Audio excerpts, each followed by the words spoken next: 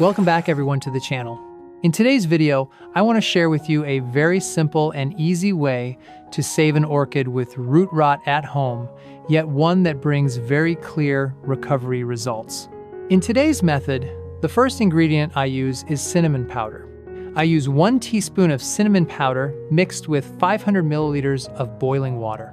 This is a very familiar and easy to find ingredient, but it has a very good effect in helping damaged orchids recover. Cinnamon powder has antibacterial properties, helps disinfect, and limits the development of fungal diseases on the plant's surface as well as on wounded areas. Especially after cutting away damaged roots, the orchid usually has cut surfaces that are very vulnerable to bacterial and fungal invasion. After mixing it, you should let the cinnamon water cool completely before using it. Next, I prepare rice rinsing water. Here, I use about 3 tablespoons of rice to make the rice water. Rice contains many beneficial components, such as polyphenols, calcium, magnesium, vitamins, and some other natural nutrients. These substances can support the plant during its recovery process, especially by helping the roots have better conditions for regeneration and development. Then I add 500 milliliters of water to the prepared rice in order to obtain the liquid used for root recovery. When an orchid has fallen into a state of root rot, you will see that the old roots are often shriveled, mushy, discolored, or severely damaged. In this case, the first thing to do is to completely remove all of the old growing medium. This is because the old medium is often where fungi, bacteria, dirt residue, and excess moisture accumulate, all of which are factors that continue to damage the root system. If the old medium is not removed completely, the plant will have a very hard time recovering fully. After removing all of the old growing medium, you need to cut away all of the damaged roots. Any roots that are rotten, dry, or no longer capable of recovering should be cut off completely to prevent the damage from spreading to the remaining healthy parts. This is a very important step because if damaged roots are left in place, the plant will not only recover more slowly but may also continue to become infected. When cutting the roots, make clean and decisive cuts, and remove all damaged parts completely.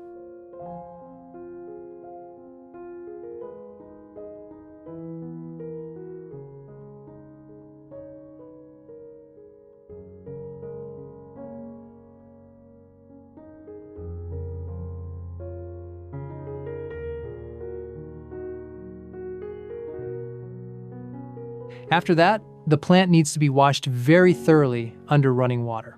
This washing step helps remove bacteria, dirt, remnants of the old growing medium, and any pathogens still clinging to the plant. For a weak orchid, the cleaning step is extremely necessary because it helps the plant enter the recovery phase in a cleaner and safer condition. After about 40 minutes, once the cinnamon water has cooled completely, strain out the residue.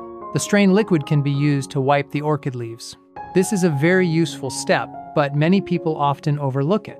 When wiping the leaves with cinnamon water, the leaf surface will be cleaned better, while also helping to limit fungal diseases, bacteria, and even some harmful agents clinging to the leaves. For weak orchids, keeping the leaves clean is very important because the leaves are what maintain photosynthesis to support the plant, while the root system has not yet fully recovered. When the leaves are clean and healthy, the plant will be better able to sustain life and generate energy to nourish new roots. In addition, rice rinsing water with its vitamins, especially B vitamins, and natural nutrients, will help the recovery process happen faster.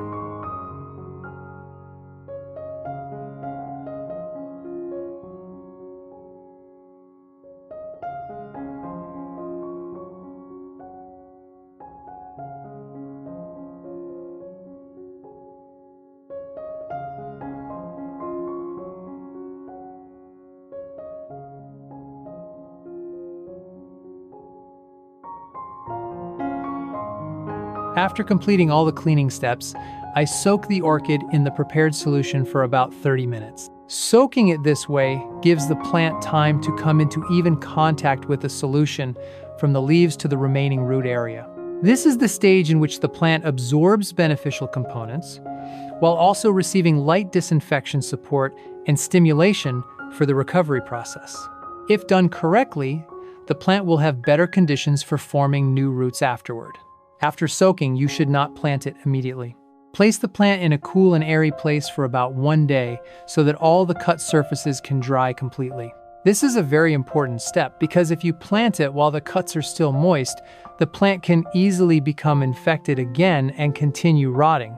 Once the wounds are completely dry, the plant will be safer and its chance of recovery will be much higher. Next, when you begin nursing the plant, you should add only enough water so that the water level just lightly touches the root area. You should not pour in too much water. This is a mistake that many people often make when trying to save orchids.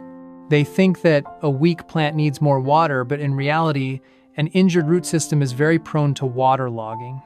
If it is soaked too deeply or kept in too much water, the newly forming young roots can very easily rot again.